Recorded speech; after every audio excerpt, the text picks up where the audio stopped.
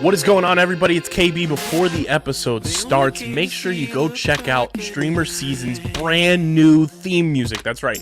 We have full-time, brand new theme music thanks to the newest homie and newest member of the music side of Underground Sports Philadelphia homies. That is Mobley. Stay Volk. His new single is out now. It is linked in the description on YouTube, and you'll be hearing it on audio until we can figure out if we can play it on video on StreamerSZN episodes from here on out. That's our new theme music. Stay Volk. Go download it now wherever you get your music, and go check out the music video on YouTube. But now, let's get into the episode of StreamerSZN. Philadelphia, baby, you're gonna love it. Best sports fans in the world. Actually, the worst, but that's what makes them the best. Ladies and gentlemen, the legend is back.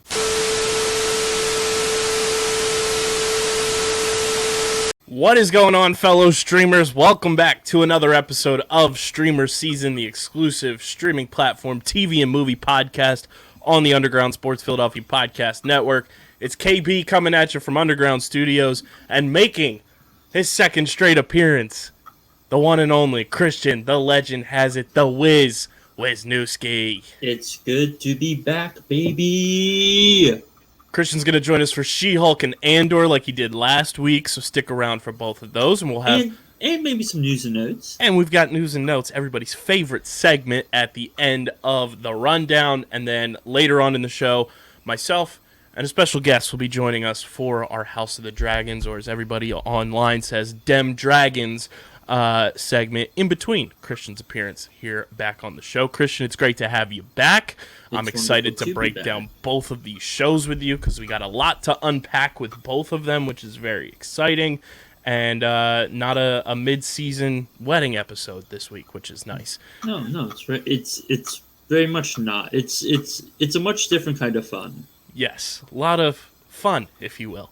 But before we get started, make sure you're following us on the socials at StreamerSZN on Twitter and Instagram.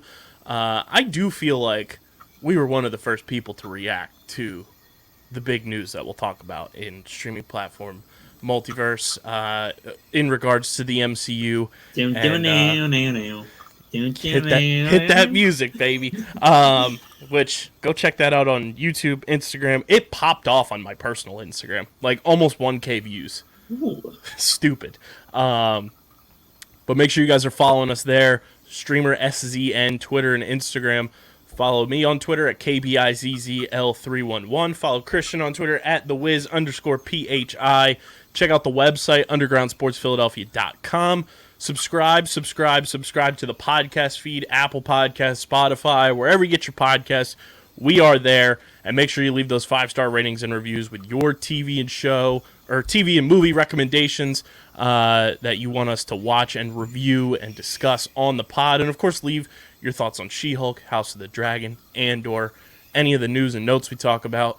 Leave it in the podcast reviews. Helps the podcast continue to grow, helps more people find the show.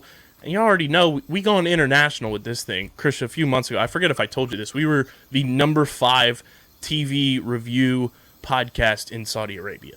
I remember hearing that when I listened to one of I forget which episode it was, but I remember you saying that. We were cooking in 2 countries for a solid 2 months, and we peaked at number 5 or maybe even higher in Saudi Arabia on this show, which was crazy. And also very funny, because we love going international with all of our shows as well. And, of course, subscribe to the Underground Sports Philadelphia YouTube channel. You get full video episodes of StreamerSZN and all your favorite Underground Sports Philadelphia podcasts. We're going to start putting out more shorts as well, because apparently that's what YouTube's algorithm wants you to do. So maybe you'll get a short from this episode later on in the week. Shorts have also become more profitable, given the structural changes they just made too. Yeah, they just implemented a whole new thing on YouTube to help us get this channel cooking. So subscribe to the YouTube channel, smash that like button, ring the bell icon, comment down below your thoughts on She-Hulk, House of the Dragon, Andor, or any shows and movies that you're currently watching. And get that comment section flowing. Shout out to our sponsors, Tomahawk Shades, the best small batch eyewear in the game. Go to TomahawkShades.com, get your Blue Light Plus glasses. You got to protect your eyes when you're watching your favorite shows and movies. And when you go to checkout, use code USP for 25% off your order at TomahawkShades.com. Kenwood Beer, it's the official beer of Underground Sports Philadelphia. Go to kenwoodbeer.com and use that all-new and improved Kenny tracker to see who's got Kenwood Beer on tap in the Philadelphia area. You got to be 21 or older to do so. And, of course, please drink responsibly. And the pals over at Bino Board. When you're in between binging your favorite shows and movies, you got to have something chilling in your TV room, your basements, your man caves, your she sheds, and that's what Bino Board is. Just think paper football meets foosball. You've got Bino. Every week leading up to the World Cup, they're dropping new World Cup team-inspired boards. New ones dropping on Friday, so make sure you go follow them on Instagram at Bino Board. And, of course, when you go to check out, when you're getting your own boards, use code BINHOUSP. That's BINHOUSP for 10% off your order at BinoBoard.com. Christian, She-Hulk episode 7 dropped today as we record this episode. It's called The Retreat. We get the return of one Emil Abamastay Blonsky, and we get introduced to a plethora of new characters, reintroduced to an old character who we saw back in episode 3. Who we talked about last time. Yeah, the Wrecking Crew. We get a familiar face there. And then we talked about Josh being sus last week. And my, oh my, was he certainly sus. I loved the opening sequence, though, of this episode. It was very, rom-com movie. And the fact that they didn't have to use any dialogue throughout the entire sequence, and you still captured the essence of everything from the emotional side and just, the vibe that it was giving. I thought that portion of the opening sequence was really well done. Yep, it was great. So we get Jennifer Walters stepping out of the shower and gets a text message from, according to Marvel Cinematic Universe's fandom page, Josh Miller. His last name is Miller. She reads it and then gets ready for the new day. Miller arrives at her house and she leaves for a date.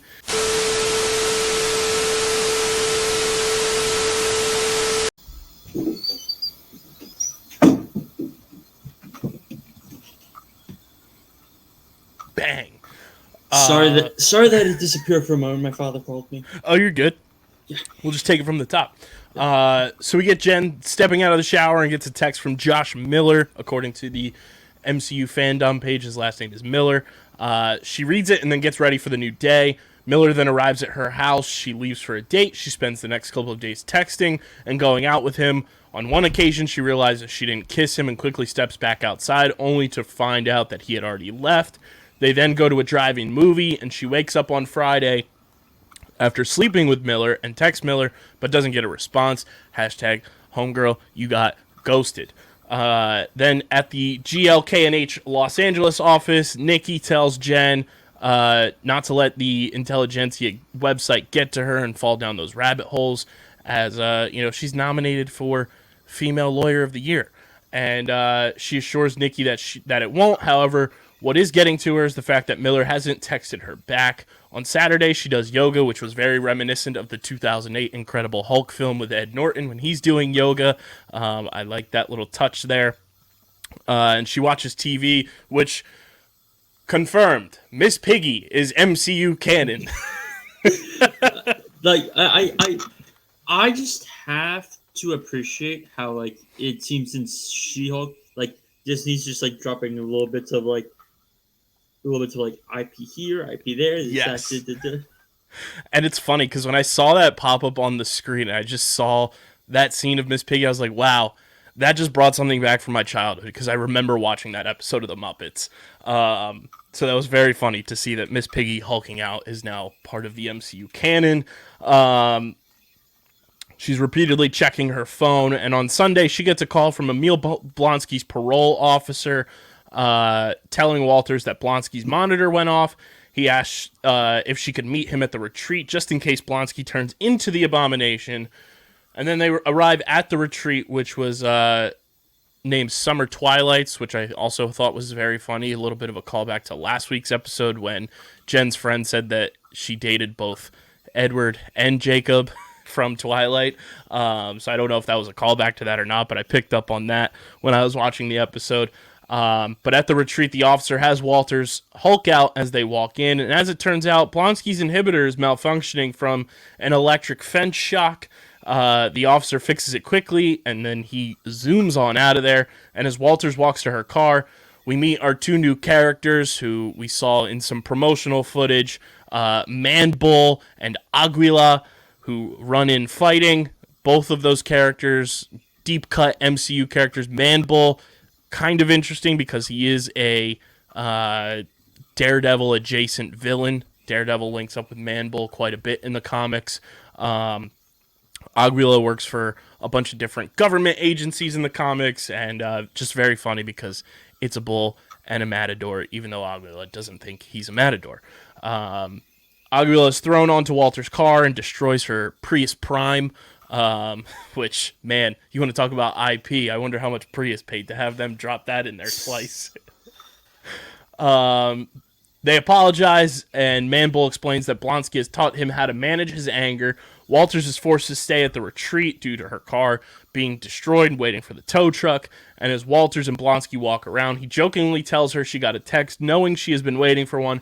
However, as they walk more, Blonsky realizes that Walters' priorities are other places and lets her walk by herself, where Walters then spends time walking around the forest and finds service, and she finally gets some inside the barn where we are having the Obama stay, very reminiscent of Wreck-It Ralph when all of the villains were in their, Villains Anonymous meeting. Very funny type of scene here. We saw this in the promotional footage as well for She-Hulk. And we got everybody in the barn, which we meet up with Blonsky, Man-Bull, Aguila, Porcupine, and Saracen in a therapy session. Also very interesting, Saracen, character who thinks he's a vampire, especially with all the Blade news that came out this week. I don't know if that was a tease towards Blade or not, but nonetheless, very interesting stuff. Well. Very true. Also, I think part of the vampire thing is obviously everybody's after Jen's blood, so we'll get to that in a little bit. Man-Bull is afraid of matadors, and he keeps thinking Aguila is one. Blonsky talks about vulnerability and tells Porcupine that taking his suit off would help. Suddenly, we see Wrecker, who we saw back in Episode 3, part of the wrecking crew that was after Jen and jumped her behind her apartment, trying to get her blood. And Jen hulks out, starts to lose her shit on him, and she goes on a previously on breaking the fourth wall type of scenario, which I thought was very funny, and then reminds the audience that he was part of the wrecking crew. Walters hulks out, throws Wrecker, but is stopped by Blonsky. He has She-Hulk sit and talk about her problems, and Wrecker tells her that he has moved on from the wrecking crew, which to me, Christian, I don't know if you thought this, but it makes me just think that Josh is now going to be part of the wrecking crew. Wouldn't surprise me. And after a little convincing, she talks about Josh and how he hasn't texted her back. The interested men ask her what the last thing she texted him was, and she responds, "That was fun. I can't stop smiling," to which everyone's like, "Oh, what are you doing? What are you doing? That's just a mistake and a half." They get a good laugh from that. They call Jen thirsty. She then explains she just texted him again, and the group tells her that it was a bad idea. She says that Miller isn't interested in She-Hulk, and she loves him for it. She goes on to admit that she could turn into everyone's hero anytime she wants to, and people love her for it, but it feels like she's cheating. Then one guy comes along and cares about Walters, not She-Hulk. The men then conclude that they should attack Miller, but are talked down by Blonsky. They tell Walters that she needs to spend more time as herself and not She-Hulk. The men ask her not to use She-Hulk as a protective shield and to be Jennifer Walters. So then she switches back to Jen, which prompts Porcupine to finally take his mask off, but it smells so bad that it gets a groan from the group. They then tell Walters to delete Josh's number to make herself feel better. Walters goes into a steam room and steps out refreshed, and when the tow company comes, she thanks the gang, if you will, and then she leaves. Blonsky tells her to come again when she wants. She tells him that she won't until he gets Wi-Fi. And then we get cut to 3 days later after a brilliant Dua Lipa soundtrack plays. And after sleeping with Jen, Josh sits up and uses his phone to copy all of the information off of Jen's phone while texting Hulk King, saying that he got a blood sample using the triple emojis that Jen had previously used when Josh was pitching an idea about fries and a milkshake food truck. And then that's where the episode ends. So it looks like Josh acquired some She-Hulk blood samples for the intelligentsia, and now we are heading into the final 2 episodes, still with a lot of questions. We're on Daredevil watch. Still on Daredevil watch. And at least I think this episode, along with portions of last week with the reveal of the intelligentsia, this has helped push the plot of where I think this show and where Jennifer Walters / She-Hulk's place in the MCU is kind of going to be off the bat. What were your initial takeaways from this episode, Christian? So, I enjoyed it very much. I think that's partially on the back of because Tim Roth is just so good. So great. Tim Roth is just so good, and then it continued to hit upon that theme that I kind of hit on last week, where it's like, be Jen, and it does it in a much more like healthy, holistic way than the last episode, and helped her kind of find some more inner zen. And so that's a nice kind of theme throughout, where it's kind of like, be yourself, even though you are a She-Hulk. Like there's still plenty of room for Jen, and you need to, like, let's try to phrase it. You need to embrace Jen more and let Jen show more, and don't be afraid to be Jen, even if Jen has her flaws. So yeah, it was a nice lighthearted episode. Yeah, I thought it was super enjoyable, while still pushing the plot along. I love like you said, I love the return of Tim Roth, Emil Blonsky. And him just being so happy-go-lucky now is just hilarious, as opposed to what we saw him in the 2008 Incredible Hulk film. I just love that he's just like this zenned out, chill guy who just has no cares. He's just loving his chickens, loving being at his ranch, and teaching all these other heroes / villains how to kind of just control themselves and get their anger under control.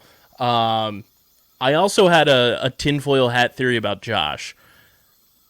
What if his real name is not Josh, and he becomes Amadeus Cho, aka like young smart Hulk in the comics? Okay.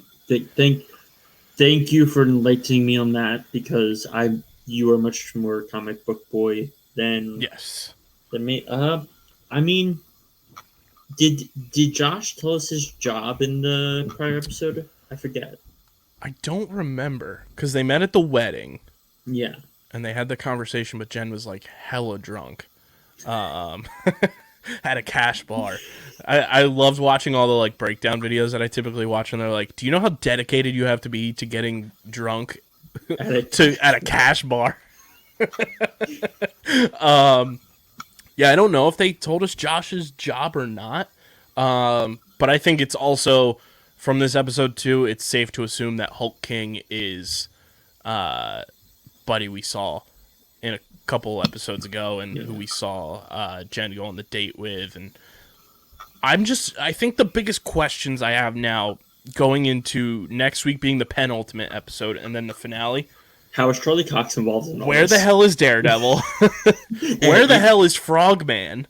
Because that's another character who is confirmed for this show, and we've seen a small glimpse of him picking up a suit from our MCU Edna Mode, and that's about it. Is the leader going to be revealed? Is Val behind any of this stuff, for the Thunderbolts? I think there's just so many holes that they still have to like put into place on this map that is She-Hulk, Attorney at Law. And I'm curious about how they're just going to go about doing it in these final 2 episodes. Especially since, we've talked about it a ton, whether it's Dylan or you and I, where this is one of the few shows that Marvel's gotten the opportunity to have an extended season to help tell the story, and I thought that was a good thing for this show. But I don't know if they're dancing around getting to certain things too much because there are multiple, additional episodes than the typical 6-episode framework that Marvel has typically gotten for their shows. But there's, like, Charlie Cox. That's a big-name actor, first of all. Hey. And Daredevil is one of the most beloved Marvel characters due to the Netflix show, I think, ever. His appearance in Spider-Man No Way Home, if you knew who Daredevil was and you were in the right movie theater, you got probably on a scale of 1 to Avengers Endgame, you probably got like if you were in a very good movie theater, you probably got like a 7.4 reaction to Charlie Cox showing up in Spider-Man No Way Home. Yeah. So it's interesting that they still haven't revealed him. Still haven't seen the scene where he flips over on the rooftop in the new Daredevil suit. I'm wondering if, it's the last 2 episodes, if it's going to be some sort of team up and Frogman is not necessarily the villain that he is known to be in the comics alongside Daredevil, and maybe it's a triple team up with She-Hulk, Frogman, and Daredevil going toe to toe with the Intelligentsia. Which would be kind of cool, in my opinion, especially if, the leader shows up in some capacity. And then I also am curious because they didn't reveal him at D23 to be part of the Thunderbolts movie, and I feel like they're saving it for the end of this show. I mean, it's the same kind of thing with... They're doing the same kind of thing with Zemo, where it's like, He wasn't on what they showed at D23 and stuff, but it's like he's going to be part of the Thunderbolts one way or another. We know he's currently in jail post Falcon and the Winter Soldier. Mm-hmm. And it's just a matter, and we know a Thunderbolts movie is coming, and we can talk about Thunderbolt Ross later in news. But they're clearly holding stuff back because when we saw that first promotional thing, it's like most of this is just like normalish people, and there was a great tweet I saw in relation to that where it was basically comparing it to the Suicide Squad, how it's just like normal people. Yeah, I mean, I would have to imagine Abomination's going to be part of the Thunderbolts. Yes, but they have to figure the Red Hulk stuff out. Right. So that's an interesting plot line there that still has to be filled. I think we have to see, I think we'll eventually see who the Hulk King is, which I think it will be our good buddy who we've seen in multiple episodes now that I'm totally blanking on his name just because he's a total creep. I'm a creep. But, yeah, I mean, I thought this episode was really good. It was an enjoyable episode, and like I said, it was a good, like, light-hearted episode, and it still was able to move the plot along one way or another, so I enjoyed that aspect. But I think the biggest, knock, if you want to call it a knock, is we still have so many questions to answer with only 2 episodes left. And they're only like half-hour episodes, and this is where I kind of have my problem with all this. It's like, if you're giving us 9 episodes, you're really like it really seems like they like to cram stuff into the last 2 episodes. I'm like, but you could do it over 4. Right, and the first 4 episodes gave us some sort of post-credit scene where I think maybe the first one was really the only valuable one.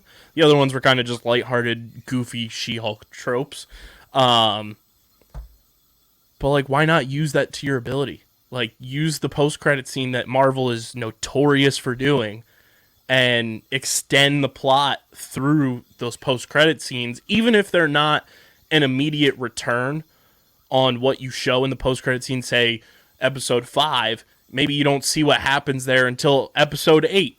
But at least set something up in a post-credit scene as well to kind of keep people on their toes and guessing of what's going to come, because this is now 2 straight weeks where we're waiting on, the reveal of Daredevil. And I know there was the breaking the fourth wall of Jen saying, hey, you got to remember whose show this is, which I value that a lot. I do enjoy that, where it's like, yes, they're telling the story of a new character. You don't want to overshadow it with somebody who's so beloved, and that's why Doctor Strange was left out of WandaVision. It was the story of Wanda and Vision, not Doctor Strange being involved. But when you tease Charlie Cox that early, and you tease Daredevil that early, it's like, all right, how much longer are we gonna wait? Now you gave us the breadcrumbs. It's like James Woods in Family Guy. Ooh, piece of candy. Ooh, piece of candy. And now we're trapped under the box on the shipping freight, just waiting for Charlie Cox to show up. But I guess in a way that's, their way of angling you along, keeping you coming back. I will say, though, on that WandaVision point, wasn't Multiverse of Madness supposed to come out before WandaVision? That's a good question. Because I'm pretty sure it was, and COVID just went all bippity boppy boop, and then, so many different things, so many movies and shows had to be rewritten to fix the chronology, because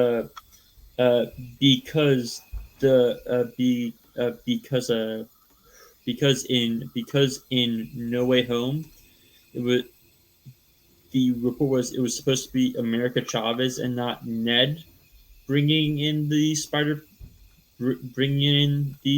Boys originally, but because of what happened with all the Doctor Strange stuff, that had to be changed to Ned and all that. So it's really been COVID really messed with the whole plan Marvel had, and I think with Phase 5 we're finally going to get back on track. Because this phase has been a jumbled mess, and I'm going to cut them some slack because of COVID, but it's still not great, Bob. So this is what happened actually with Doctor Strange and WandaVision. So Scott Derrickson, who was the original Doctor Strange movie director and co-writer, left because of creative. Right, he stepped down in January of 2020. And then that's when Michael Waldron, who was, for everybody at home, he was, Loki, he's Rick and Morty, and then along with Sam Raimi, joined the following month, so February 2020, and then started over, and then COVID happened, and then they kind of got to wait around, and WandaVision happened in 2021, so then filming began for Doctor Strange in November of 2020 in London, put on hold in January 2021 due to COVID, and then production resumed in March 2021 and concluded in April in Somerset. And then it was supposed to come out in March of 2022, and then they just shuffled everything around, which you and I believe is because of all the delays and everything that happened with Black Panther, Wakanda Forever, which hopefully, fingers crossed, that's looking much better than optically it did probably 3 months ago. Yes, but I still want to kind of know a little more of what's going on, but that's besides the point. Yeah. So I think that was part of it, was more so than the pandemic happening. It was more Scott Derrickson being like, see ya. Which in the end, I think it was a good move. Yeah. One last thing before we wrap up on She-Hulk. Look at the tweet. I just pulled that up. That is wild. Yep. That's you can probably put a screenshot of it and put it in a short or whatever. But it's basically Tatiana and her stunt double, who's 6'3", and they're wearing the same outfit, and she's wearing green sleeves and stuff to cut down on the CGI they'll have to do and all that, but that's crazy. She's actually 6'5". Wow. Her DMs are open too. We should DM her and get her on the show. That'd be sick. That's That's your job, not Oh, mine. totally. I wonder. It looks like her Twitter is like relatively like. She doesn't follow anybody, but she's got like over 4,000 followers now. Interesting. Hey, Yeah, her Twitter bio: 6'5", dancing dress emoji actress, gothic alien, chronic sad girl vibes with a Z, and then the rose emoji. Green Heart, on-set She-Hulk reference / stunt performer. Green Heart. yeah, it's Legend. That's iconic. What a great photo. So, Christian, She-Hulk episode 7. What grade does it get from you this week? I think I gave last week's a 6, so I'll give it like a mid-7, 7.4, 7.3, 7.5, somewhere around there. Yeah, I'm going to go... the comic book nerd in me is going to boost it a little bit. But overall, like, I think I'm going to give it like a 7.7. It was solid. It wasn't bad. Wasn't great. But it was good. You know, I enjoyed it. It was enjoyable. And just answer some questions for us next week, ladies and gentlemen. Yes, answer please, some questions. Please do. Without any further ado, we're going to jump to Westeros, talk about House of the Dragon, and then somehow by the magic of editing, we're going to go to a galaxy far, far away, and Christian and I are going to break down episodes 3 and 4 of Andor, so stick around.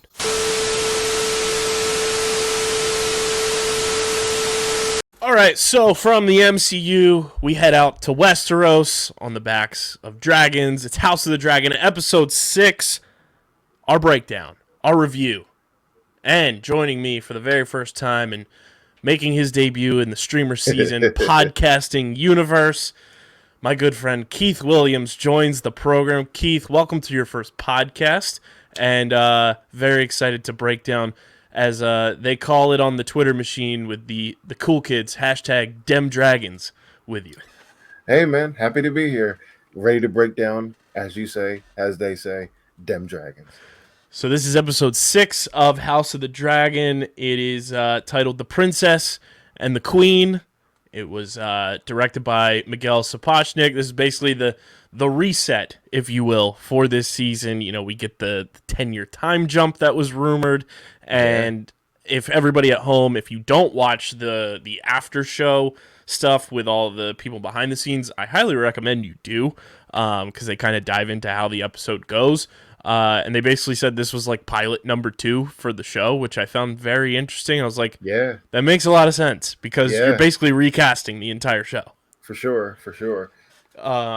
What did you, before we dive into the meat of the episode, what did you think of the recastings? Because to me, it felt like they had been watching everything going on the entire time, and then we're like, all right, let's pick it up from where we're gonna leave it.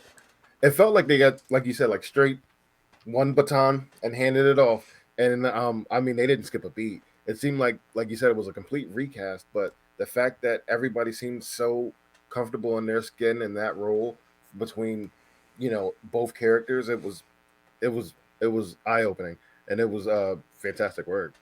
Yeah, and it was like one of those things that I'm pretty sure I remember reading something with the actress who played young Rhaenyra for the first 5 episodes. She said, like, they filmed their stuff, and then they filmed the rest of the season afterwards. So, like, they didn't have any correlation or anything with either of the, the actress turnover or anything. So then when this episode debuted, that was, like, their first time seeing where their characters were going to be picked up from, which I find fascinating.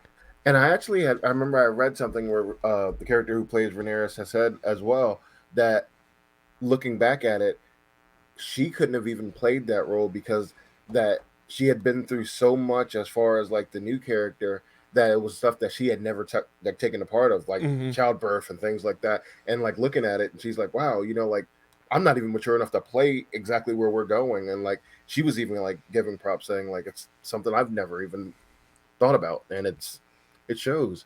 And there's a lot of parallels from episode 1 to episode 6 that were shot in a similar way. We obviously saw Rhaenyra's mom give birth, then we see Rhaenyra giving birth in this one. I also thought it was really cool the way that they broke it down, like the set when they built in, they were going up those stairs and everything. Normally, those stairs on a set lead to kind of nowhere, and it's kind of just like a blank thing, and then afterwards they just cut and let them walk back down. Yep. But I like how the director was like, we have this set, we're going to use it to its most potential, and they built that second story, which I thought was like it's such a minor detail, but like the real people who pay attention to stuff like that in any type of show are going to appreciate that. Yeah.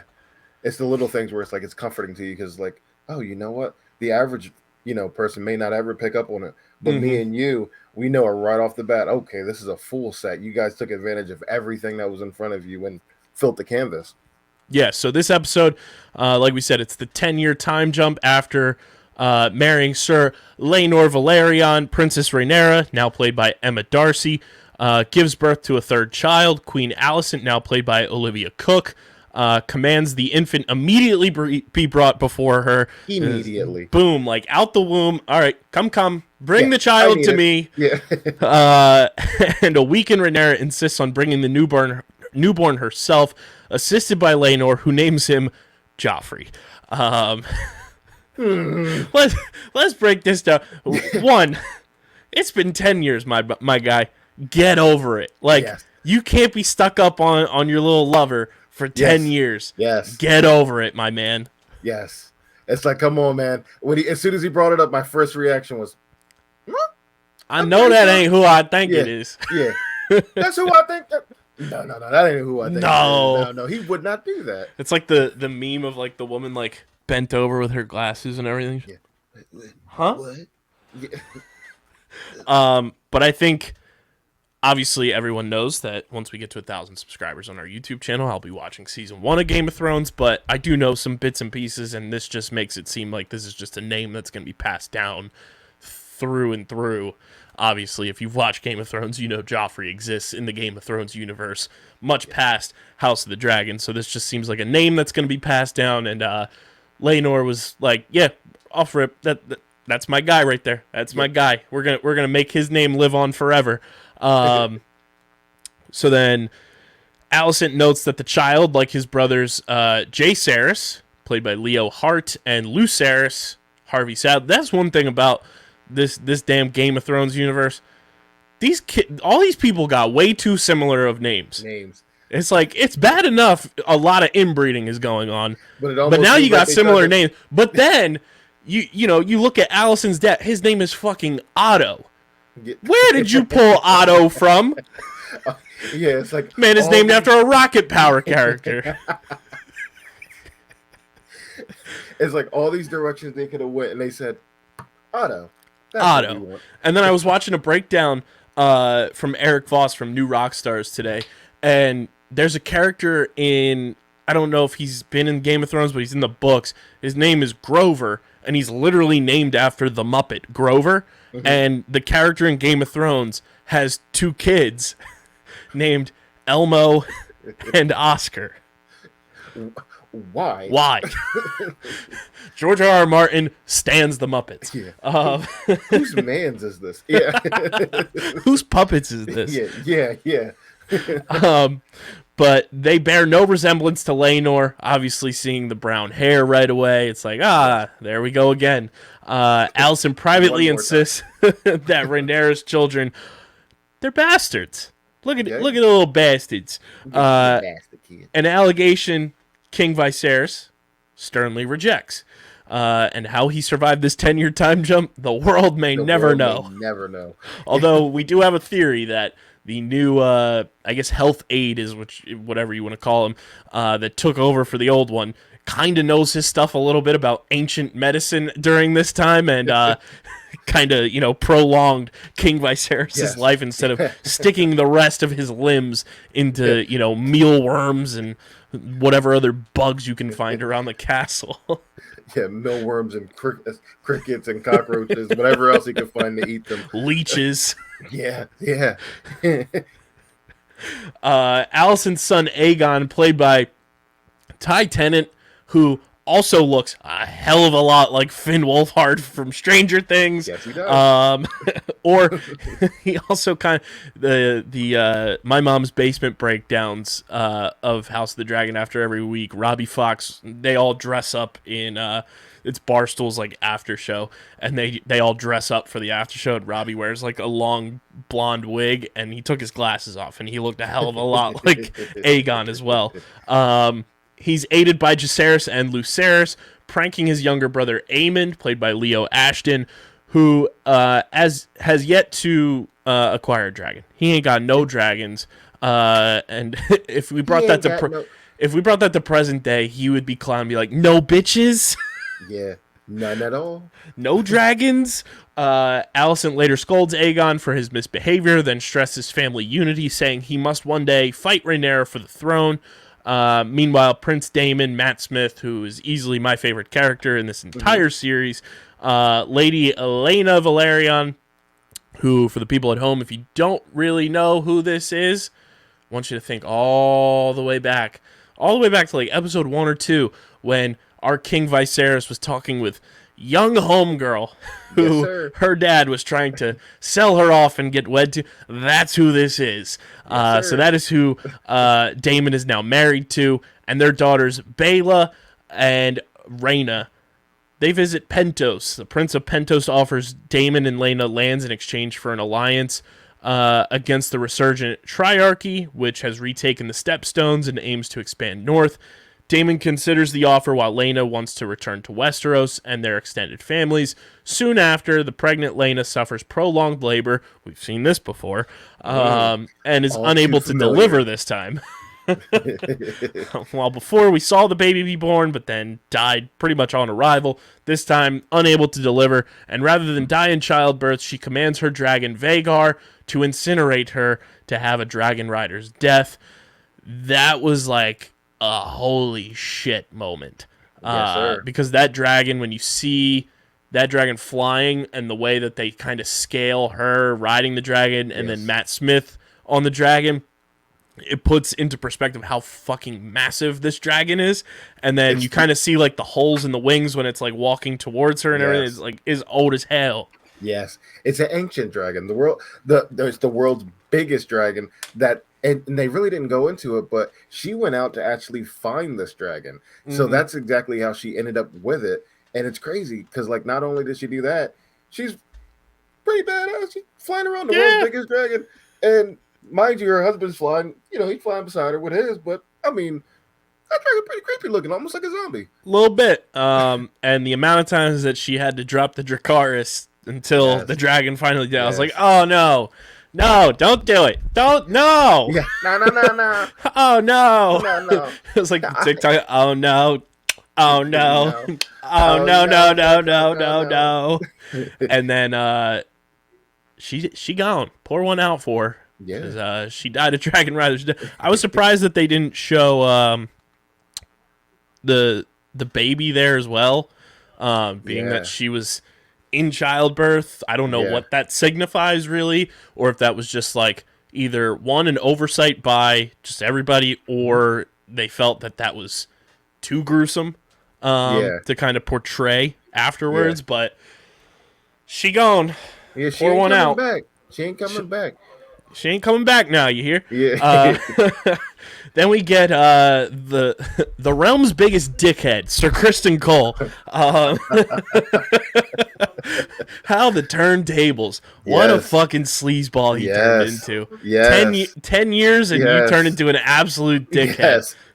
Like, boy, oh boy, how somebody can hold a grudge. A decade of being a dickhead. Yeah. Now Alicent's protector and ally.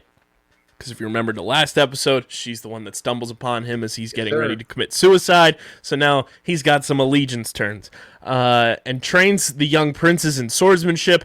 Kristen Snide remarks to City Watch Commander Sir Harwin Strong, played by Ryan Corr, who is also baby daddy. Once I finished breaking down this part, I heard a very hilarious comparison to what this episode truly was, and I think you might fall out of your seat. He makes the snide remark that he protects Jacaerys like a son, provokes Harwin to attack Kristen. He just taking it. He's like, Yeah. he's like Willem Dafoe in Spider-Man No Way Home, just like taking the punches from Spider-Man, or he's like the Joker in the Dark Knight, like hit just me, laughing hit about me, it. hit Yes.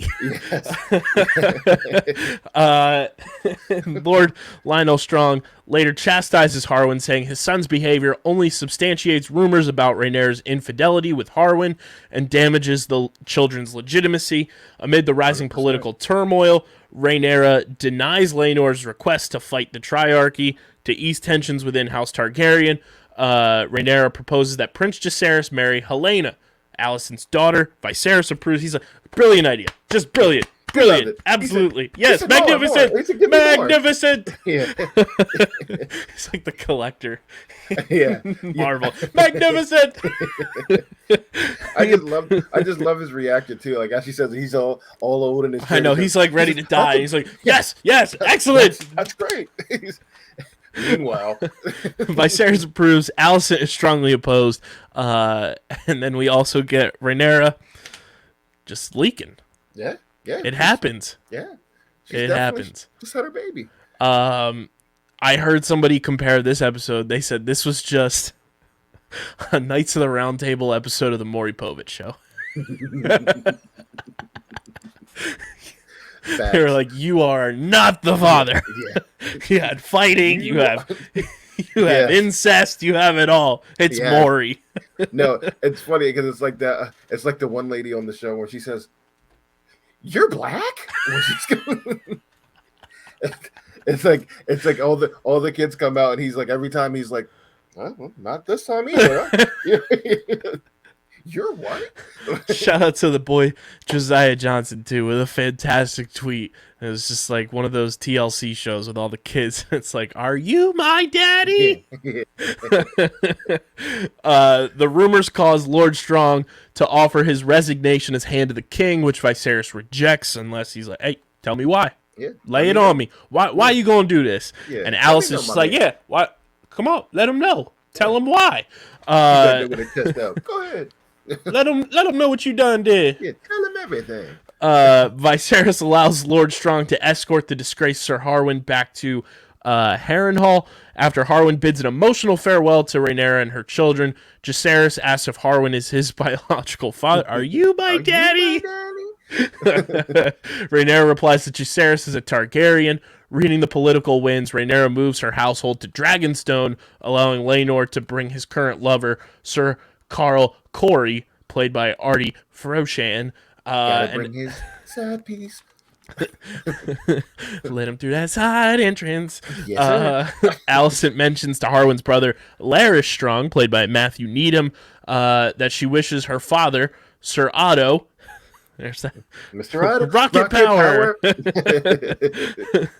was still the king's hand. To that purpose, Larys recruits 3 condemned criminals as has their tongues cut out and tasks them to start a fire at Harrenhal that kills Lord Strong and Sir Harwin, leaving Larys the sole heir to Harrenhal. Yes, sir. Just a bonkos fucking episode. Yes. Not only did he think of the idea, but he actually went through with it. And not only did he just go through with it, it's his father and his brother.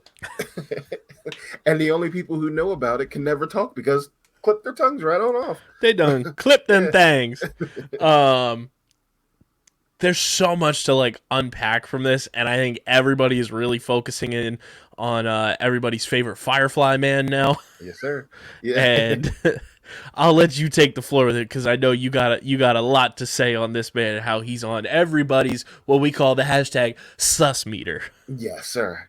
I'd like to call him Sir Junior Littlefinger. If this man is not the biggest backstabber of his, not only his own family, but okay, I'm gonna sit there, I'm gonna listen to what you gotta say, but then I'm gonna take your information and I'm gonna say, you know what? Let me boost that up a second. I'm gonna go ahead and not only do the idea, but I'm gonna burn everybody down as far as my father, which is the king's hand, and my brother, which obviously is a pretty big deal himself. So, let me go ahead and push that through. And the fact that I think there's more to him. I mean, obviously he seemed to be pretty hell-bent on everything with flowers.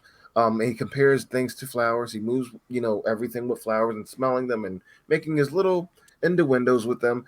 But there's so much more to him. Like, and I want to know more about that old bee there. Yeah, pretty interesting. And then I think the other thing to take away from this is our little rat friend showed up again in this episode.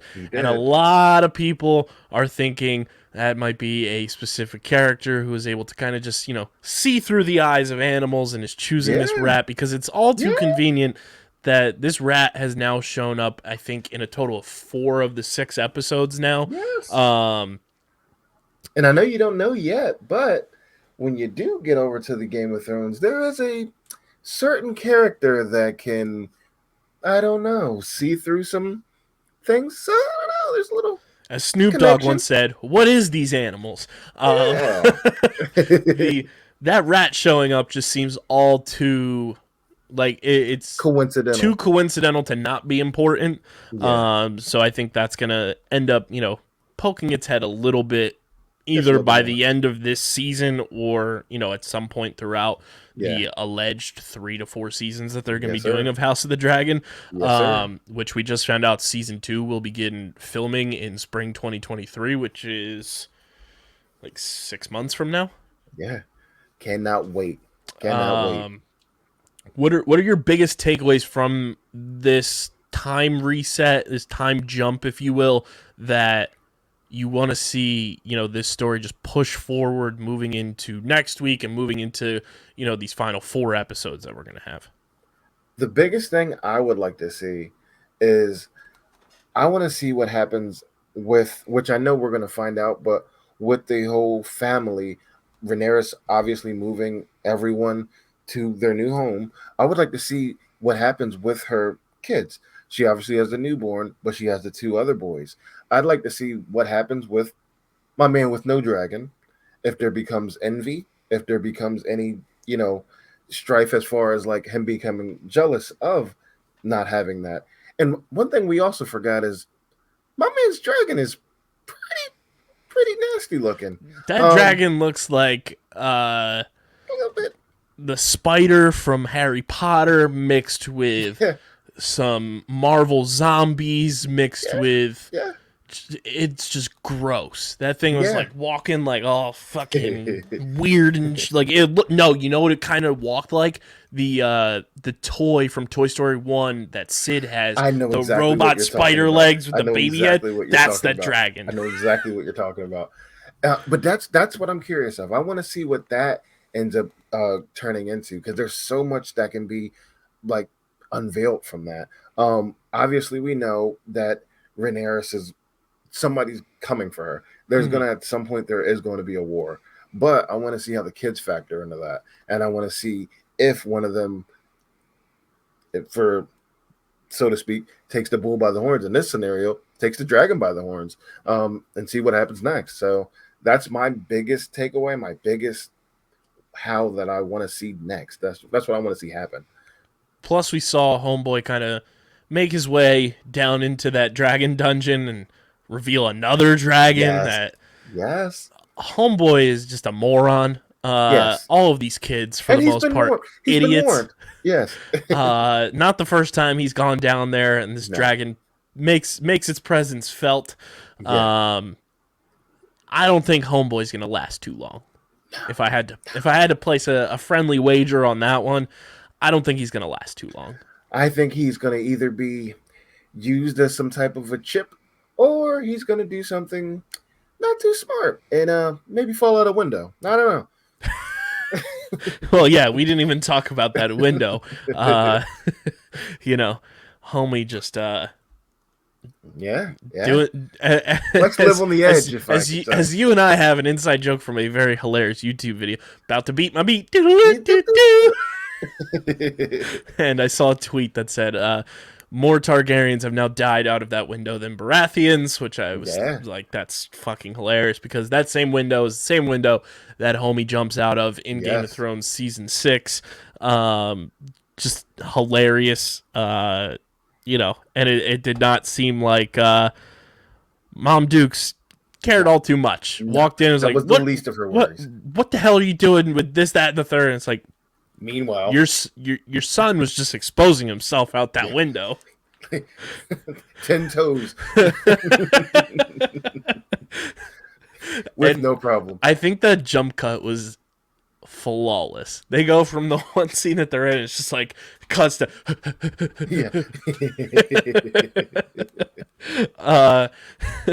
we do a little segment on this show too during our House of the Dragon. It's called Dragon Scrolls, which we either find funny tweets, have listener submitted questions. My tweet of the week comes from at 4Targaryen on Twitter.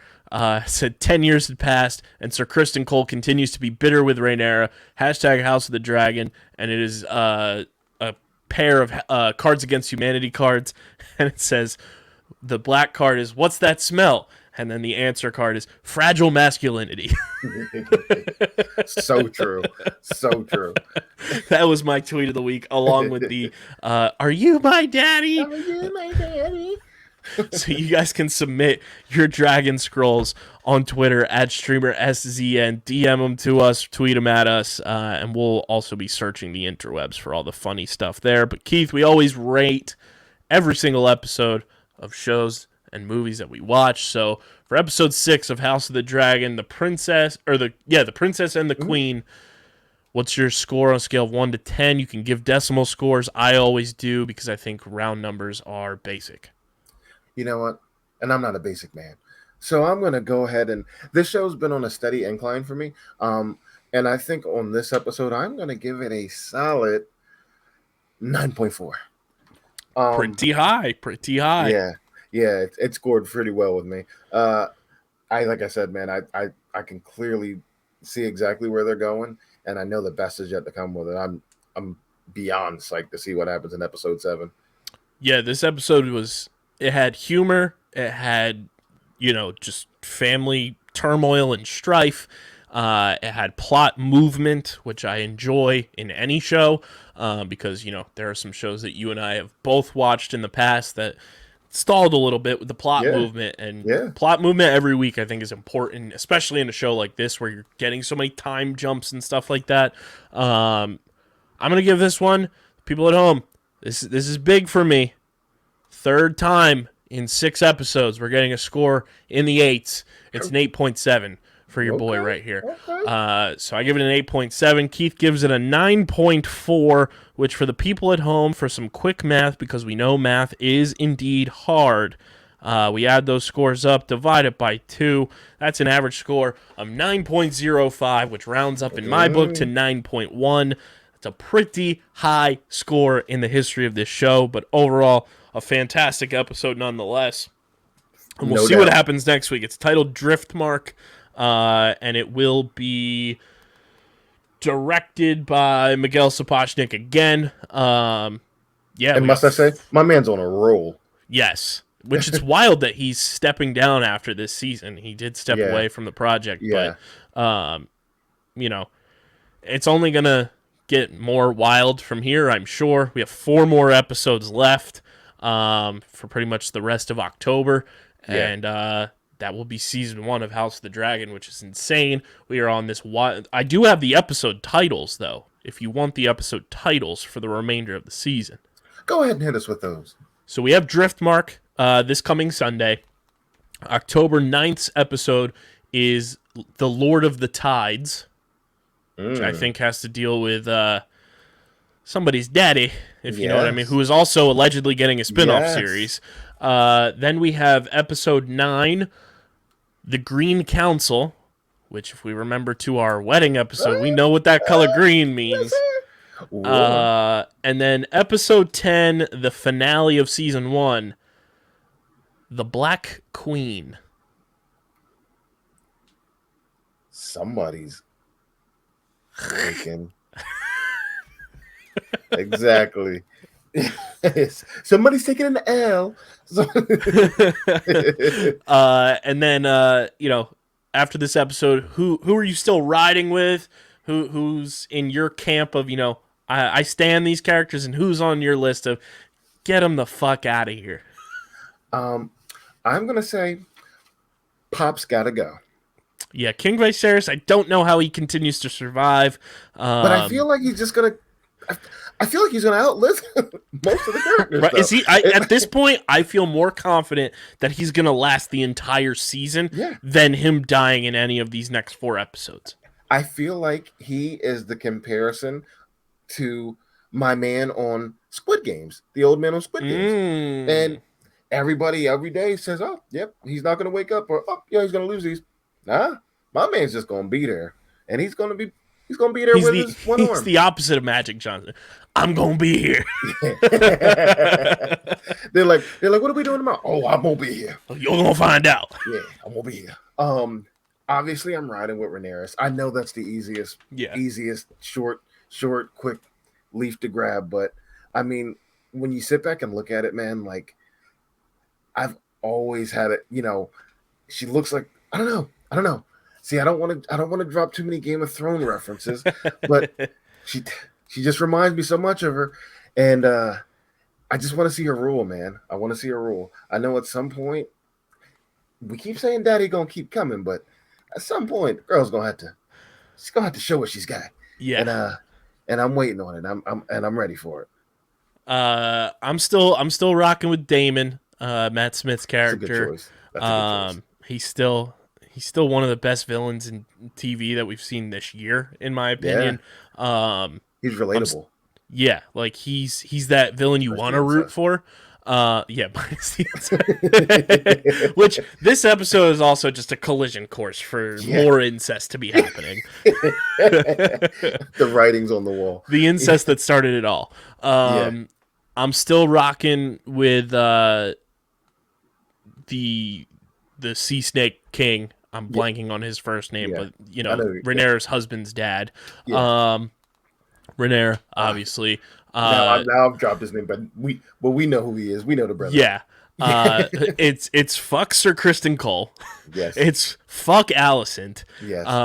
And I think Daddy's just sticking around. Viserys is just sticking around for the vibes. He's like one of those gifs that you just look up on Twitter for popcorn. He's like Michael Jackson eating the popcorn, just taking it all in. Yep.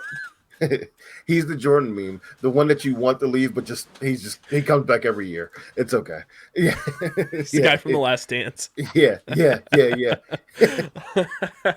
But that was episode 6 of House of the Dragon. Keith, appreciate you hopping on, my man. And it was a blast. And I'm sure Sunday's going to be even more wild with this next episode. And from Westeros, we're going to hop on our dragons to a galaxy far, far away to meet back up with Christian to break down episodes 3 and 4 of Andor.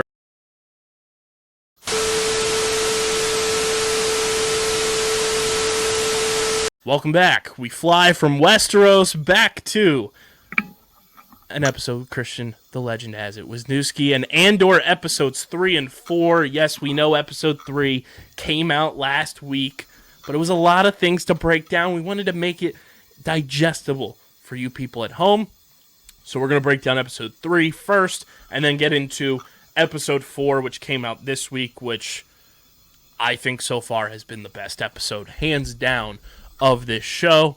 But episode 3, titled The Reckoning, that creative team up again, Christian, of Toby Haynes and Tony Gilroy for this episode. So we get Rael arriving on Ferrix to meet Cassian in an abandoned factory. Karn and Mosk also arrive there with a dozen security officers as they confront Marva, but she refuses to cooperate. Karn intercepts a transmission from Cassian to B2 Emo, thus pinpointing Cassian's position, and Cassian wants to sell the Starpath unit and leave Ferrix, but Rael tries to persuade him to join the Rebel Alliance, citing Cassian's repeated success at stealing from and sabotaging Imperial ships.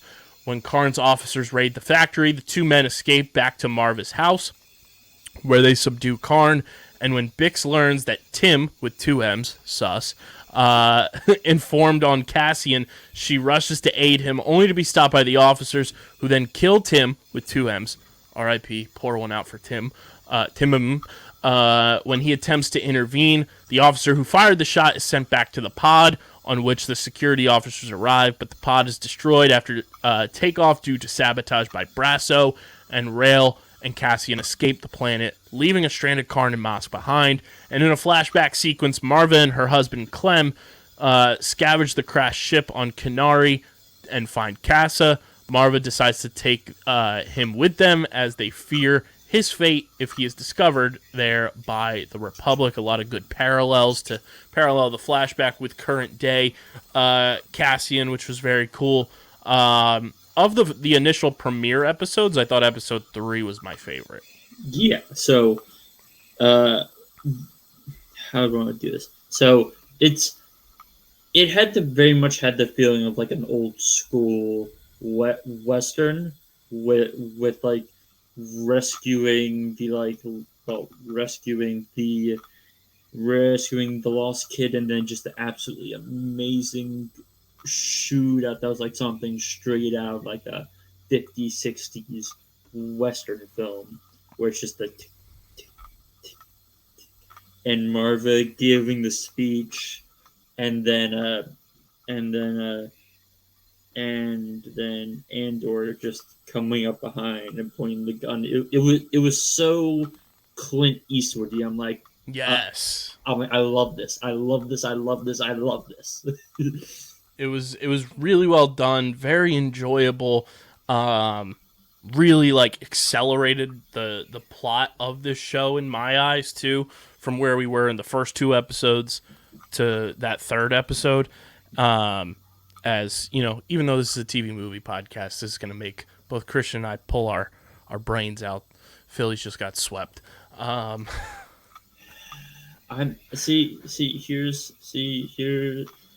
here's the thing. I've kind of just like given up the feeling of pain and just accepted it a long time ago, where I'm like, I don't want them to choke this, but it almost feels inevitable. Yep. Hello, darkness, my old friend. I thought the action in this episode, and just kind of like even though it was so early, the attachment that I'm sure a lot of viewers got to some characters in the first 3 episodes to see, except Tim. Yeah, pour one. We can still pour one out for Tim, but not the whole bottle. Just a splash for Tim. Just a shot glass. Just a shot glass. The emotion that you see on these actors' faces too, and like I can't get enough of the setting. Like the set is just so awesome. Use real sets, please. I beg you. It makes anything so much better, and that is why. And Callum knows this. I am the biggest stop using so much CGI, because yes, CGI when used right is good, but using CGI so much, i.e., my great pet peeve is the 3rd act of Black Widow, but that's besides the point. But it's like having physical sets means you can use CGI more sparingly. The environment has more depth to it, mm-hmm. and it feels much more physical and yes. touch. Like it's as the great Denis Villeneuve will say, which Kyle knows, maybe my favorite director working today. Dune uses a lot of CGI, but the thing with Dune is he is basically like, I am using physical stuff as much as I can because I believe actors act better when they're in a physical environment than on a soundstage. 100%, and it just makes like we said last week, it really transports the viewer into the show almost, and it just gives you such a real world feel, and I'm really enjoying that about this show so far. Tony Gilroy. Tony Gilroy.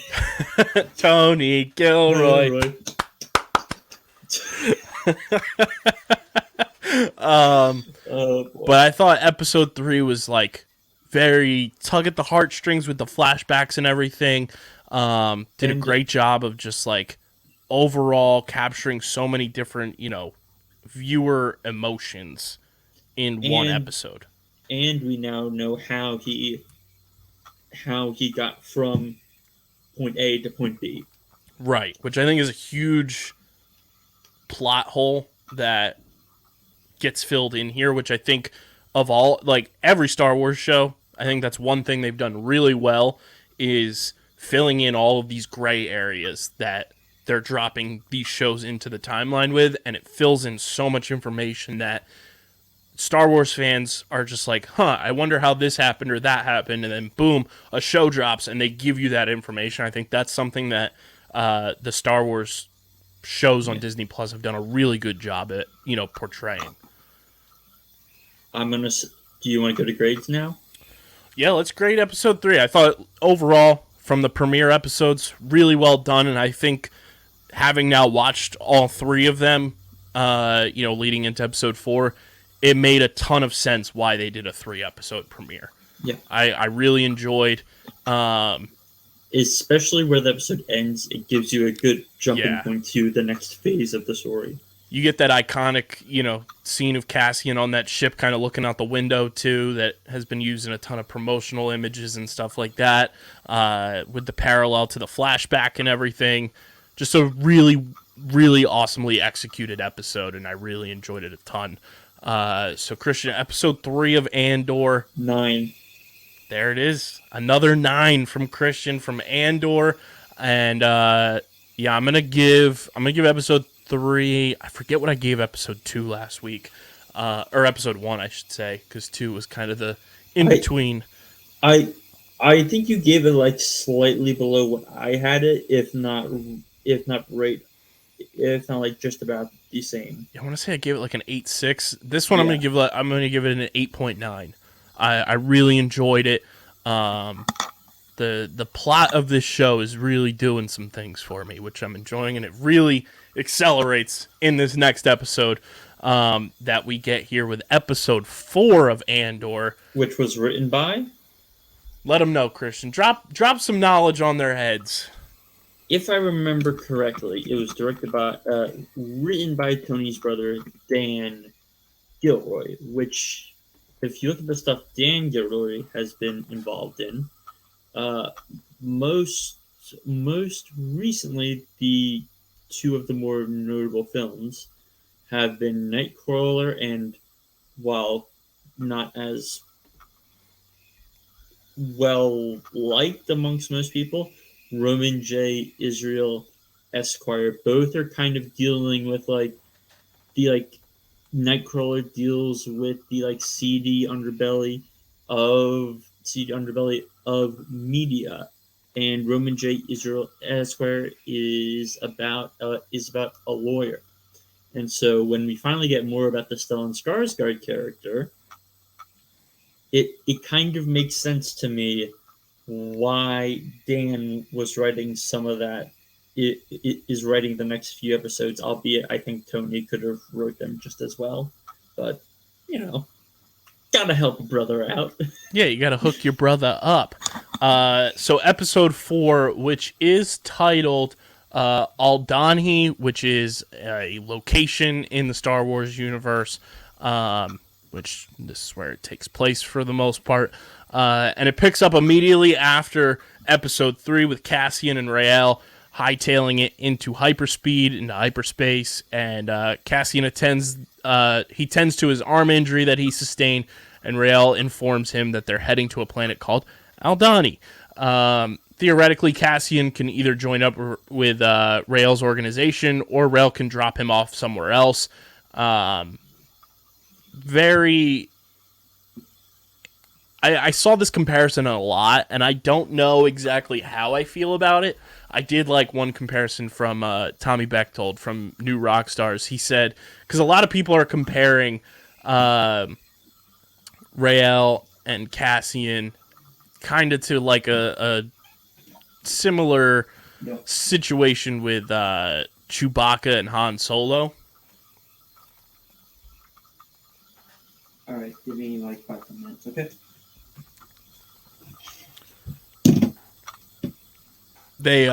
A lot of people have been comparing Cassian a little bit in this show to Han Solo, which Tommy Bechtold said Cassian and Han Solo would hate each other.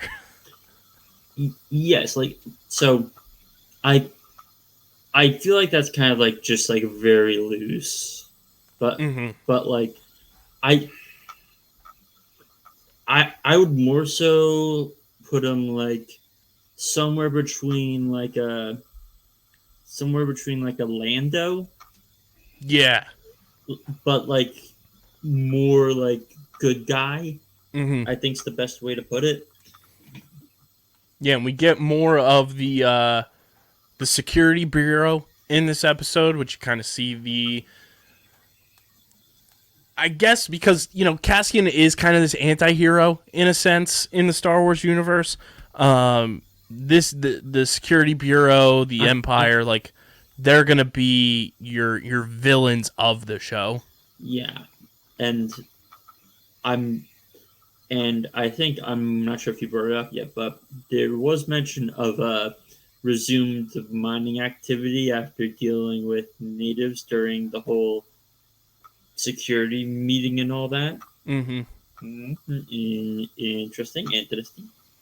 Yeah. And you know, you get like you mentioned, you get these spy stories with you know, Susanna White being involved here, the Scars guards being involved, and like we mentioned last week, it's like, you know, they're pulling from the HBO realm of things, and you feel like you're watching this big cinematic production with Andor.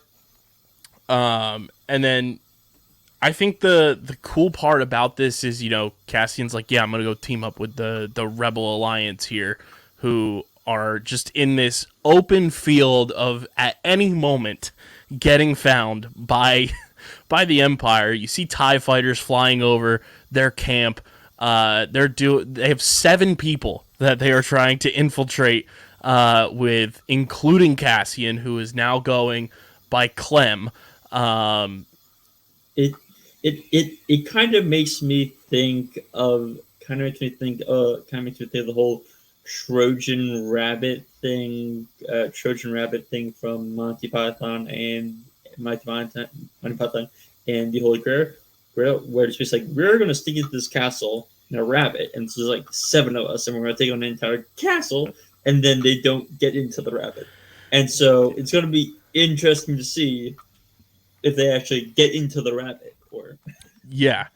I think one big thing to take away from this as well, we get a lot of Coruscant, which is very, very fun for the Star Wars nerds at home, especially if you've watched the Clone Wars animated series. Coruscant is a big hub of plot, so to see that again in live action was very fun. And, you know, in back-to-back Star Wars shows now, going back to Obi-Wan, you know, we've seen Alderaan and Coruscant in live action again, which is very, very nice. I think, you know, Mon Mothma, her character is giving me some weird vibes, but she talks about how, you know, there's another spy in the works, another recruit, if you will. A lot of people are trying to put their dart throw speculations out there, and, you know, Tony Gilroy said you're not going to get Star Wars fan service in this show. This is going to be its own, which I agree. Good, like keep it simple. You know, keep it to this story. But there's 2 characters that a lot of people have gravitated towards in terms of who this recruit could be, and who knows if we even see them in this season or at all. But the 2 characters, I'm gonna give you your choice of who you would prefer it to be. Number 1, and I hope it's not, just because we just saw this character in Obi-Wan, and I just feel like we don't need to tie Andor in more with the Skywalker saga. People are saying potentially Princess Leia. give it to season 2, or give it to like season 2 or like episode 12, please. Yeah, it's too early for this bullshit. Agreed. And then the other character, which I would be on board with this, because if you go to the animated series, this is when this character was, you know, part of, some missions during this era. Ahsoka Tano, I would be down with it. I don't know if it'll happen, but I would be down to see Ahsoka in this kind of type, like stylistic of Star Wars. Like to see Rosario Dawson in this time frame of Star Wars and kind of removed from, at this point, if you've watched the Clone Wars, Ahsoka, removed herself from the Jedi Order. She's kind of on her own. Very fitting rogue, if you will. So I wouldn't be mad if Ahsoka showed up. I don't know if they're going to do that, especially since there's not too much information out on the Ahsoka standalone series yet. Other than that, it's, starting to film soon. But those are the two characters that a lot of people are speculating could be this spy, this additional recruit that Mon Mothma's been talking about. Yeah.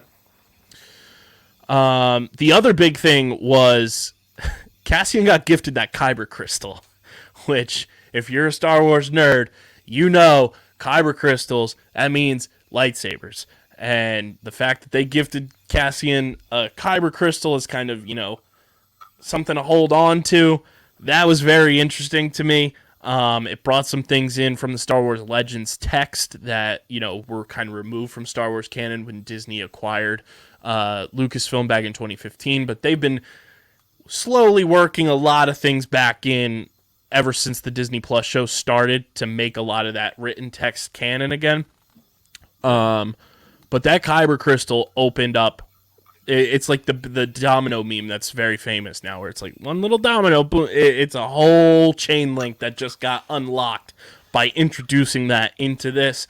That stood out to me in such a big way, and I'm very curious as to, one, who that is going to go to, and two, how the hell did that just randomly show up? Because again, if you've watched the Clone Wars, there's a lot of sequences showing young Jedis going and acquiring their Kyber crystals to make their lightsabers and everything. But when I saw a live action Kyber crystal like that, I said, okay, this is where we're going. I'm on board with it. And we've talked about how we want to remove some Star Wars properties from the Jedi and the Sith and the Skywalker saga and everything, but it is part of the Star Wars lore, and I think it just comes back to the largely debated question now with Star Wars properties. It's like, what is Star Wars to people? Is it the stars? Is it the wars? Is it the Skywalker saga? Is it the Jedi versus the Sith? Is it the people, with their feet on the ground fighting in these wars? It's kind of how you perceive and want Star Wars to be for yourself. I think it's very open-ended, but I think there was a lot of undertoned Star Wars fan service in this episode that the casual Star Wars fan is not going to have any clue what any of it means. But if you're deep into it, or if you go digging down rabbit holes, another good podcast to listen to, I highly recommend it if you're a Star Wars fan, Children of the Watch. They do a fantastic job breaking down all the Star Wars live action properties. The Kyber crystal thing really stuck out to me, being like, all right, where the fuck are we going to go now that this has been introduced? Shall we grade it? Well, that's great. I think this episode did a fantastic job of just putting nitrous into the plot line of this show. I'm excited to see where we continue to go now that we kind of have a baseline, if you will, of kind of the premise of this season. And it's crazy to think we're already a third of the way done with it. But this episode, I thought, from start to finish, was the most captivating, the most entertaining, and really laid out so many plot lines and storylines that I'm just very excited to see where things continue to progress from here. And I'm looking here just to see who is in charge of next week's episode as well. Dan Gilroy's writing. And Susanna White again. So episode 4, 5, and 6 are all Susanna White and Dan Gilroy, which is very exciting. And then episode 7 is a one-off of Benjamin Caron and Stephen Schiff, And then 8, 9, and 10 are Toby Haynes and Bo Willimon. And then episode 11 and 12 is Benjamin Karen again from episode 7, along with Tony Gilroy. I think I'll grade this one a 7.8. Interesting. So a little bit lower than the others. I think it's much closer to the second episode than it is to the first and the third. So it's like it's around the same, maybe a little higher, maybe a little lower. I don't have like fully fleshed out feelings on it. I really enjoyed this episode. I think this one really not that the first 3 didn't, but this one really pulled me in full blown. It's like, all right, I'm on the roller coaster now. Like the harness is on me, and they're gonna say, "Let's ride." Unlike Russell Wilson, so I really enjoyed this one. I'm gonna go pretty high on this one. I'm gonna give this episode a 9.2 out of 10. I thought it was fascinating. I thought the plot was great. We saw someone's mama smack them in the face, which was absolutely wild. And I'm just excited to see, this one really, got me juiced and back into a Star Wars frame of mind with shows, so I'm excited to see where this one goes. So 7-8 from Christian, 9-2 from ya boy for episode 4 of Andor, which brings us to everybody's favorite segment.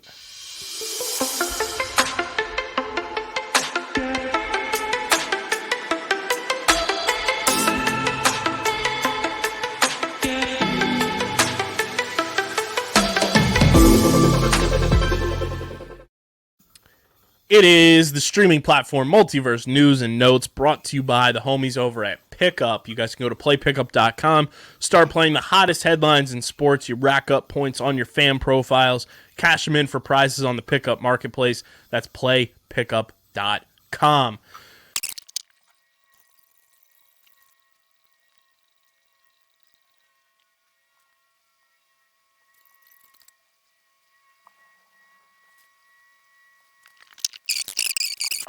Redo the intro. So now it is time for everybody's favorite segment.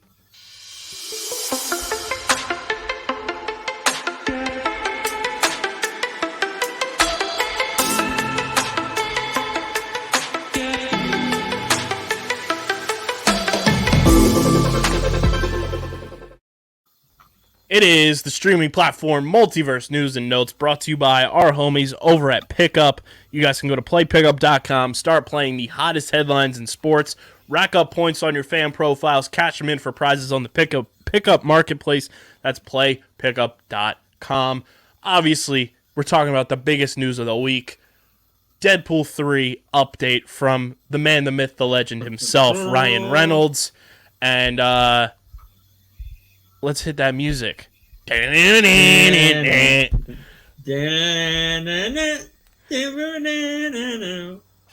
Hugh Jackman is back as Wolverine in Deadpool 3, coming September 6th, 2024. It now slots in a year. Oh, no, 2 years. It slots in right after Thunderbolts and right before Fantastic Four. There's gonna be a lot of group stuff in that's phase 6? 7? Yeah, it's gonna be. I think it's gonna be the first movie of phase 6, which is wild. Especially since this would not shock me. You know, we brought up the Thunderbolts a little bit in She-Hulk, the She-Hulk segment. Deadpool at one point is part of the Thunderbolts. It would not shock me if Deadpool shows up in that movie. Wouldn't shock us at all. I also love. I don't know if you saw the Part Hugh update. They did a Part 2 Part Hugh. It is such an amazing shit post. It's so great. As soon as the music started, I'm like, God damn it, Ryan Reynolds, you're too good at this shit. You're too good. The biggest portion of that is. This is kind of separate from Logan. Logan was Logan. Which I don't know how I feel about that, because Logan was supposed to be the end of Hugh Jackman, and that's the perfect way to send it off. It's one of the 4 or 5 best comic book films ever, in my opinion. And so it's kind of weird how it's like we're bringing him back. This is a completely different company than the one that made than the one that made Logan. And I'm like, Which is gonna be it's gonna so be interesting. strange. Like they did mention Logan happens in 2029, obviously, and in the MCU we are currently by the time that movie comes, we're currently in early 2025 in the MCU, like present day. So by the time that movie rolls around, I don't know where we will be canonically per se. And plus, here's the thing: let's just assume every parallel universe and timeline is operating on the same time span. Logan's old as shit and beat up in Logan. So even if we're doing this in like 2026 or 2027, we're gonna have a beat up Logan in comparison. And I'm just like, but why?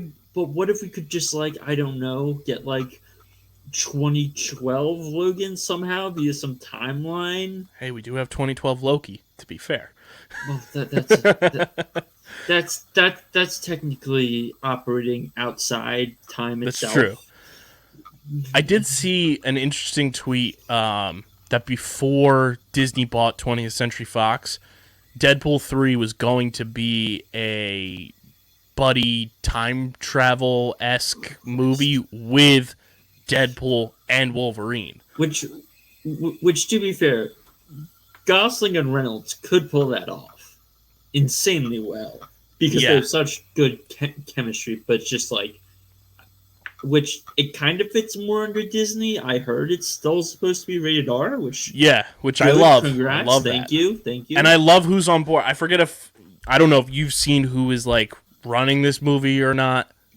It's being directed by Sean Levy, who has basically become the Ryan Reynolds director muse at this point.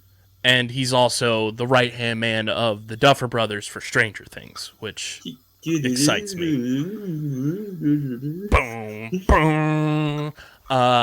Yeah, I mean, I'm excited about that. And then the original writers from Deadpool 1 and 2 are coming back, and they've also worked on Bob's Burgers and stuff like that. Yeah. So the comedy aspect comes in through there. I'm just very excited for this movie. Like, first MCU rated R movie. Yeah. That's a milestone. And, you know, the fact that Kevin Feige allowed and this goes back to Kevin Feige was always going to approach any and all of the X-Men in the best way possible because that's the first movie he's ever worked on, was the original X-Men movie. Who in their right mind, other than a Ryan Reynolds and Hugh Jackman, is Kevin Feige going to allow to announce their own movie, not at some grandiose convention or, you know, upfront or something like that, other than those two? Haven't seen it done before. I'm so excited for this movie, and I'm just like, I can't wait to learn more about it, just to kind of get an idea of where we're going. And I think the cool part too is like, you can pick up right where Deadpool 2 left off, because in that movie, Deadpool's traveling through time to end that movie. So you can pick up right where it left off, and maybe that's how they kind of explain how Wolverine is coming through. And it is a different timeline Wolverine to pull into the MCU and stuff like that. But the way that the Deadpool logo showed up and then the Wolverine claws going across it for the 3 tells me that Wolverine is more than just a cameo in this movie. So here's the one thing I'd love, and I just thought of this. Let's say we travel back to like 2012-ish or whatever, and we have like a brief cameo of like James McAvoy and Michael Fassbender. I'm like, come on. Because I am a Michael Fassbender obsessive. Like, he needs to be in more movies.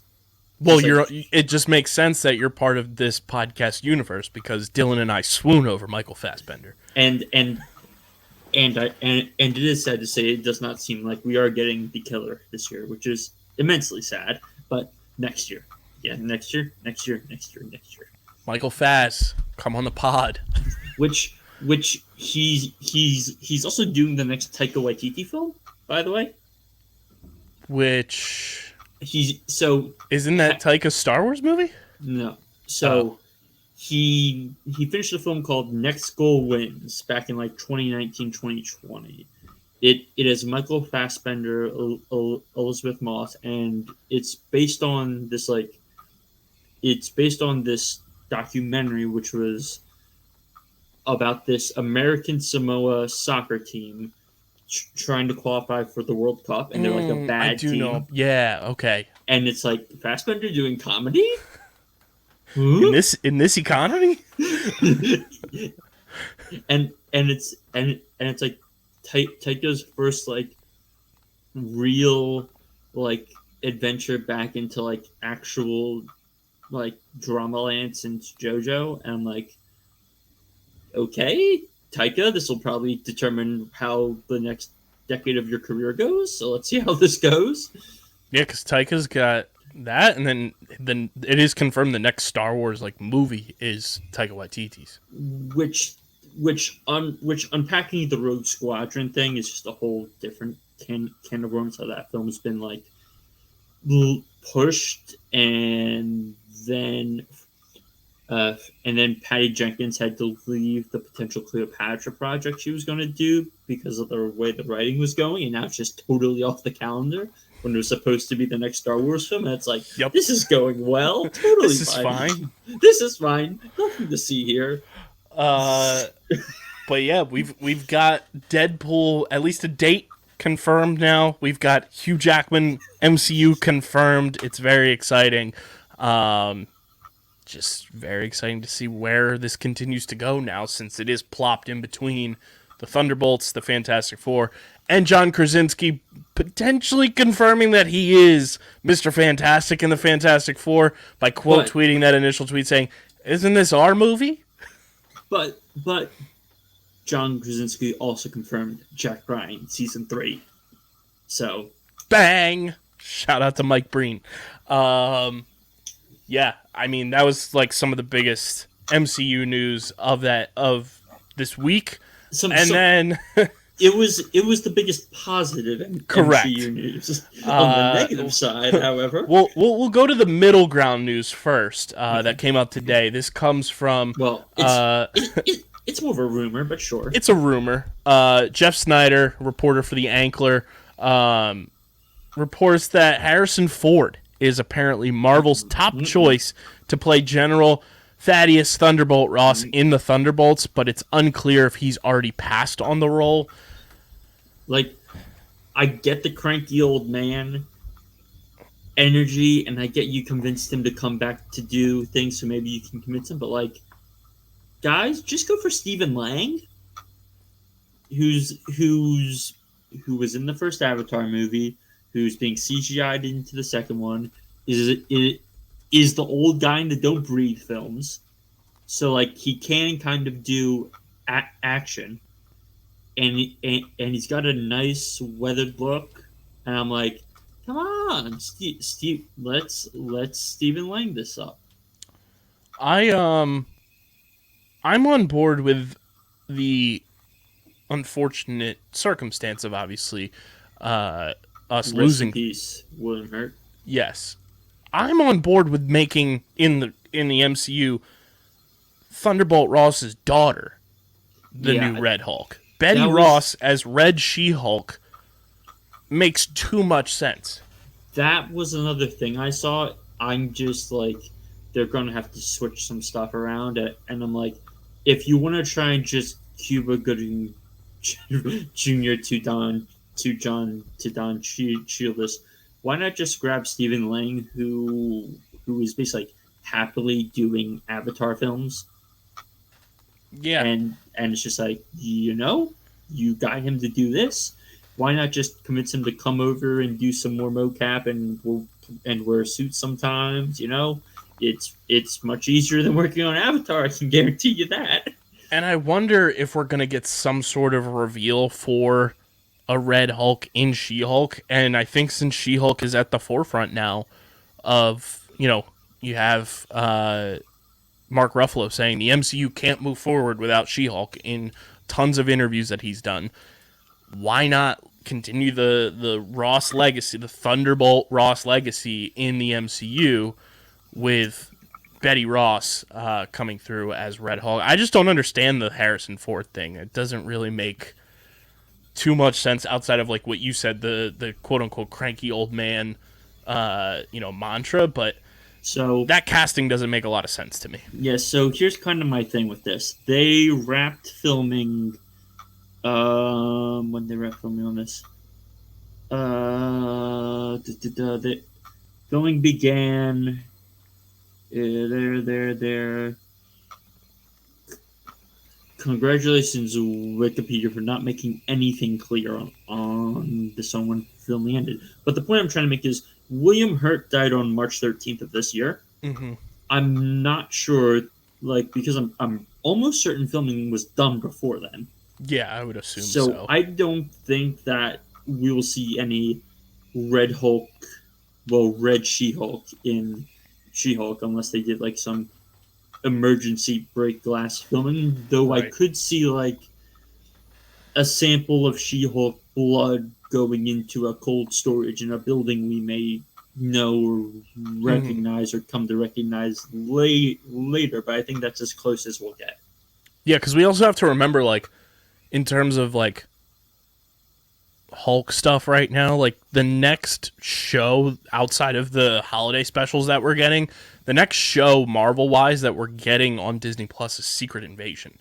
So which Kyle, please, I want to tap in on some of those. Because you are more than welcome, my friend, because I am so excited for that show. Like I've already talked about this. It looks like a classic 60s, 70s, 50s paranoia thriller. I'm like, yes, please. Mm-hmm. Sign me up. Yes, sign me up. And it's only 6 episodes, but yeah. So what we have? The cast is crazy. Yeah. So what we have in order. After She-Hulk, Werewolf by Night, Guardians of the Galaxy, What If, Secret Invasion, and then in mid-2023, we have Echo and Loki. Okay. Which, Loki, yes. Tom, give me more Tom and Majors, please. Mm-hmm. Yeah, there's a lot of stuff to look forward to on the show side. But I'm just curious how, typically the shows at the end, they tie into something that they're interconnected with, which the more She-Hulk goes along, it's more than likely going to be Captain America, New World Order.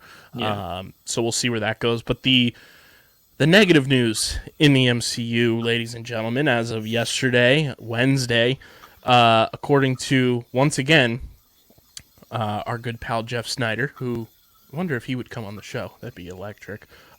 Jeff Snyder reports that Mahershala Ali, this is a report on Blade, he is frustrated with the process of the film. The script is only 90 pages long, features just 2, quote, lackluster action sequences, and Kevin Feige is said to be, quote, spread too thin.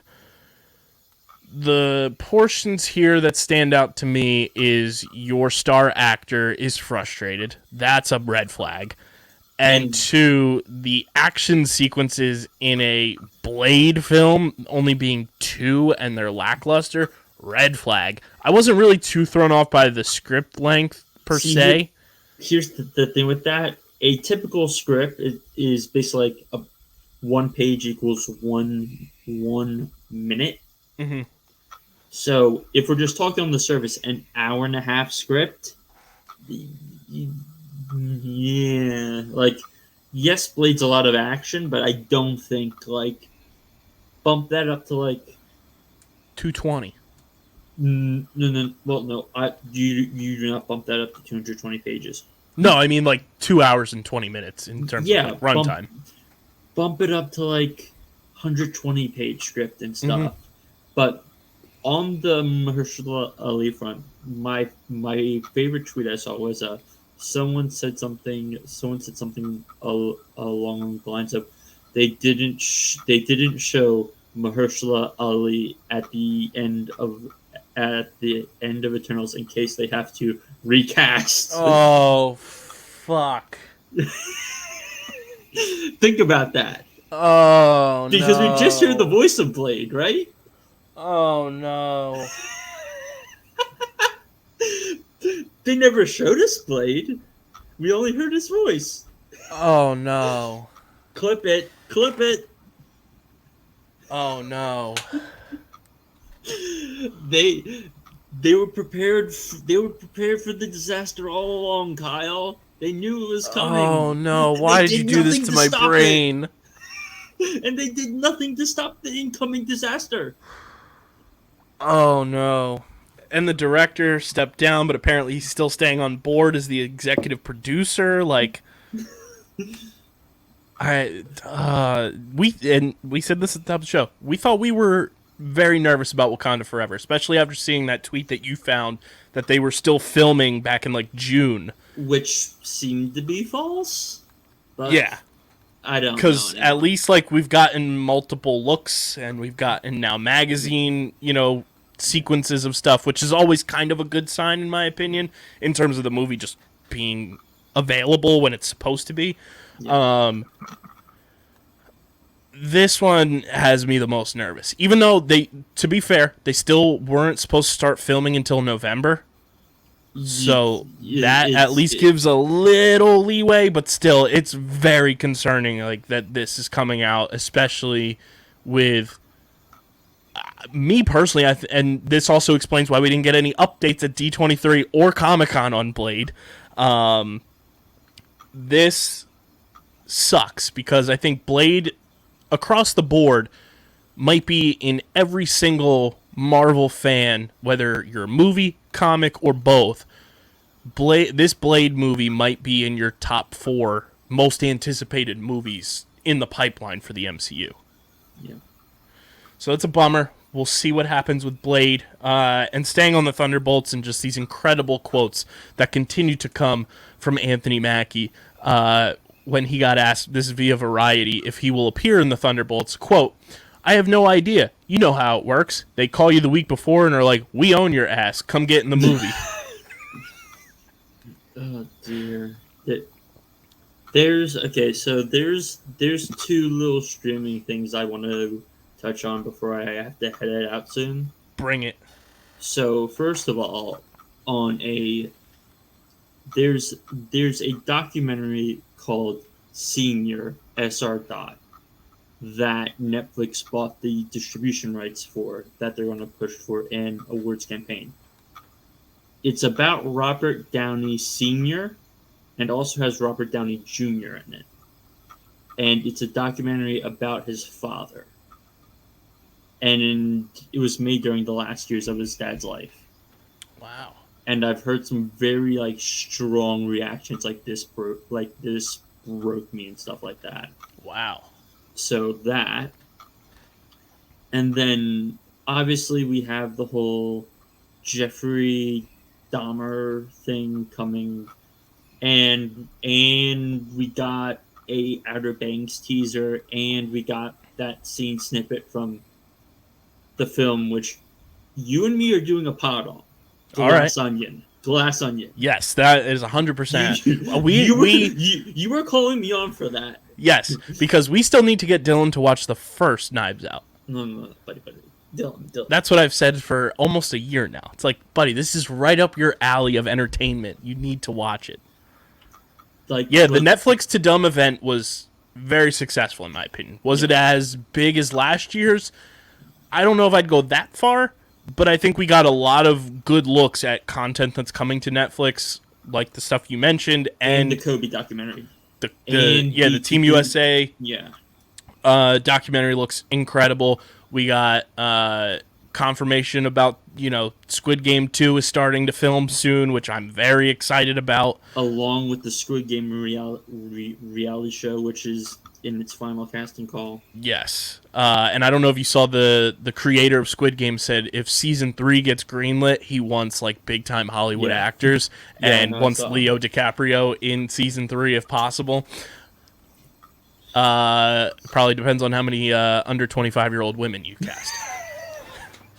But yeah, Tadum was great. I think we got a lot of good looks at future content and stuff. That, you know what else looks really great that I really am excited to watch? Hopefully I get a chance to this weekend. The Kid Cudi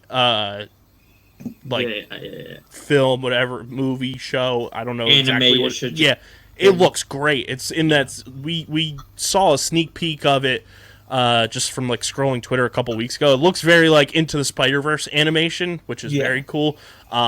Kid Cudi was on the Tonight Show with Jimmy Fallon this week talking about it. It looks really good. I'm excited for that. Last thing I want to touch on with you before we do sign off, it's the business side of the streaming platforms. When are these guys ever going to stay out of the headlines? Warner Brothers Discovery reportedly cooked its HBO subscriber numbers by as many as 10 million. In addition to misleading shareholders in other ways, a class action lawsuit has been filed against them. This comes via The Wrap, and the lawsuit names Warner Brothers Discovery's CEO, Christian, your favorite person, the CEO, one and only, David Zaslav, and CFO Gunnar Weidenfels as defendants. Good grief. What if any, like, HBO Max might be, or Warner Brothers Discovery, I should say, are just like the Phillies. If something can go wrong, it will go wrong. Well, so the most preeminent theory going around recently is that in a few years, Warner Brothers Discovery is just going to sell itself to Comcast. So they were kind of cutting dead weight. I can totally understand it. And here's the thing.